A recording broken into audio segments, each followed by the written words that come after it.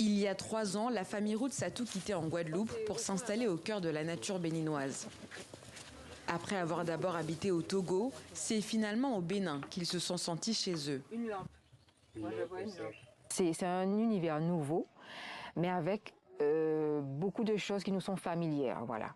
Et même au niveau des Béninois, hein, il y a des gens qu'on rencontre, on se dit tiens, on se reconnaît un peu, même si on ne se connaît pas. Alors c'est ça qui est très étrange, mais en même temps, voilà. Après 3 ans de démarches administratives compliquées et coûteuses, ils viennent d'être naturalisés. Quand l'État vous dit qu'on pense à vous, qu'on sait que vous êtes là et qu'on prend des initiatives et des mesures par rapport à vous pour votre retour, ça touche particulièrement. Surtout que nous, en arrivant, comme on est arrivé, on a eu beaucoup de déboires, on a eu beaucoup de difficultés. Et donc, si ceux qui arrivent après nous peuvent être épargnés de tout ça, c'est mieux. Entre une 50aine et une 100aine d'afro-descendants seraient installés dans le pays. Comme ce couple de Martiniquais arrivé il y a 5 ans.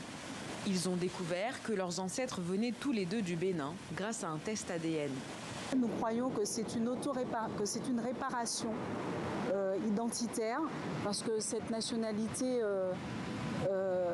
a été perdue à cause de la traite et nous croyons que c'est une importante réparation que de retrouver la nationalité que nos ancêtres nous auraient transmise s'ils n'avaient pas été déportés.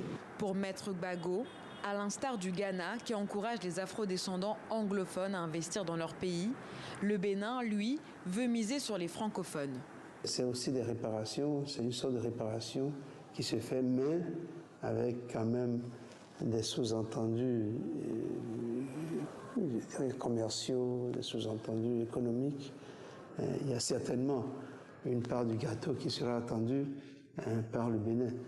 Mais je suis sûr que ce n'est pas l'idée première. L'idée première, c'est d'accepter cette diaspora et qui peut effectivement contribuer à l'émergence de l'Afrique, du Bénin. Si le projet de loi sur la nationalité est adopté, les afro-descendants auront les mêmes droits que les Béninois, sauf celui de voter et de travailler dans la fonction publique.